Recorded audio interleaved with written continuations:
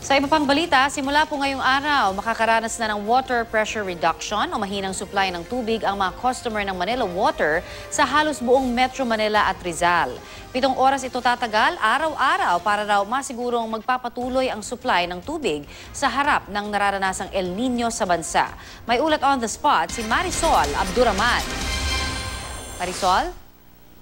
Connie, simula mamayang gabi nga mararanasan na ang water service reduction sa halos buong Metro Manila. Simula yan alas 10 ng gabi hanggang alas 5 ng umaga ay talagang hihina na ang supply ng mga tubig sa halos buong lugar dito sa NCR at ilang lugar sa Rizal. Diyan ay dahil pa rin sa nararanasang El Nino, hihina ang tubig ng Manila Water Supply. Kaya as of 6 a.m. kanina, nasa 189.73 ang level ng tubig sa Angat Dam. Nasa normal level pa naman ito ayon sa Hydromet Division ng Flood Forecasting Warning Section ng Pag-asa.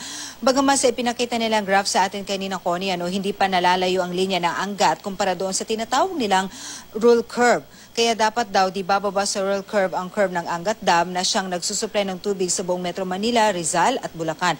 Bagamat sa ngayon ayon sa hydrologist na si Edgar de la Cruz, nagagawa pa naman daw ng Angat Dam ang mga main function nito. Ika nga, tulad na lamang ng pagsusupply sa irrigation, sa hydroelectric supply, as mga consumption nito sa mga household. Pero gayon pa man, talagang pinag-iingat pa rin at pinagtitipid pa rin halos lahat dahil bagamat nakakatulong daw ang pag-uulan, hindi naman daw ito malaking bagay, Connie, lalo't ang mga nararanasan natin mga pag-uulan ay tinatawag ng mga isolated lamang ang mga ito. Sa taya ng flood forecasting, nasa 519,500,000 cubic meter ang tubig ngayon sa Angat, at sa araw-araw daw na household pa lang ay nasa 3.5 million cubic meter ang konsumo sa buong Metro Manila. Kaayon naman sa Pag-asa, Connie, aabutin pa na hanggang April sa susunod na taon ang El Nino. May namataan daw na papasok sa PAR na isang tropical depression na makakabuti daw kung hihilain ito ang habagat na magdadala ng pag-uulan. Pero kung hindi ay talagang sabi nila sa atin, dapat magtipid-tipid dahil yun nga, gaya ng ating nabanggit kanina, ang mga thunderstorm na karaniwang nararanasan natin sa hapon ay hindi gaano nakakaapekto sa watershed ng Angat.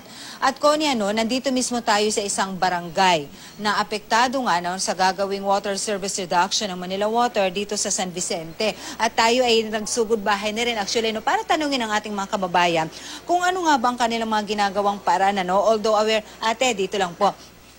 Aware naman ho ba kayo na simulang mamayang gabi na ay uumpisahan na po yung pagbabawas ho? Ibig sabihin, hihina na po ang supply ng tubig natin sa ating mga bahay. Opo.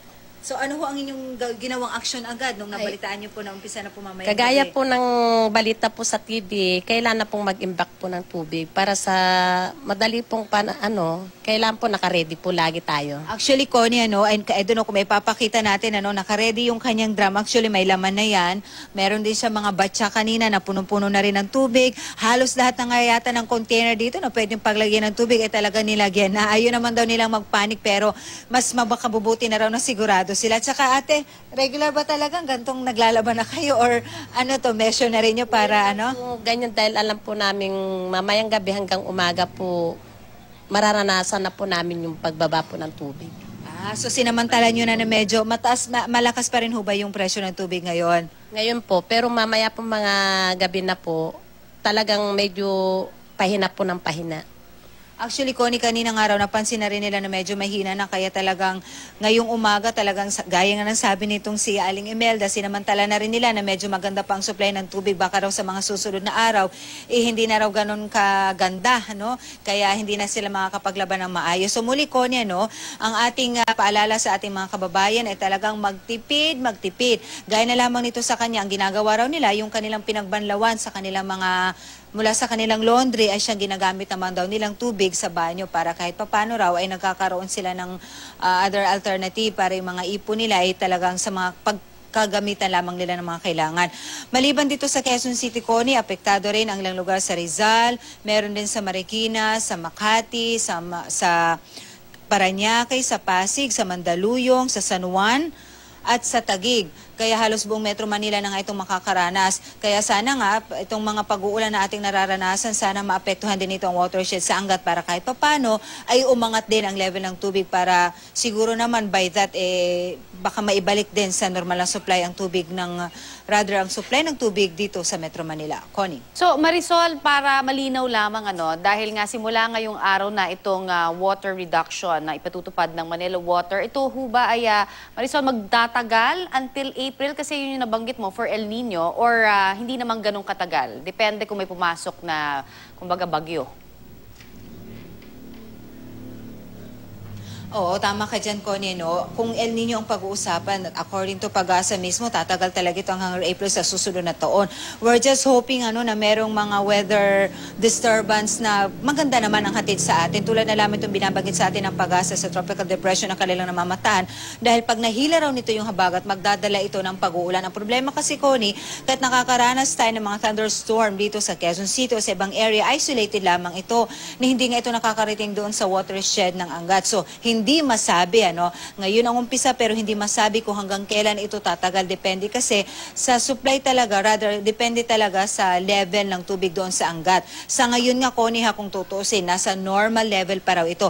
Pero naging measure na rin para siguraduhin talaga na hindi naman tayo aabot doon na mawawalan talaga ng supply ng tubig sa buong Metro Manila, ay measure na nga ito ng Manila Water na para kung sakali nga na magtagal na hanggang ganun panahon, ganung period, ay at least meron pa rin naman tayong pagkukuhanan ng tubig. Yun nga lang, talagang sobrang tipid dahil yun nga, reduce na talaga ang mga supply, hindi lamang sa mga household, kundi sa lahat ng mga pangangailangan. In fact, kahit daw ang irrigation, baka magkaroon na rin ng totally stoppage ng supply doon para masupplyan lamang ang pangangailangan ng, sa mga household consumption na tinatawag, Connie. Mabuti na rin yan kahit konti meron kesa completely ay wala. Maraming salamat, Marisol Abduraman.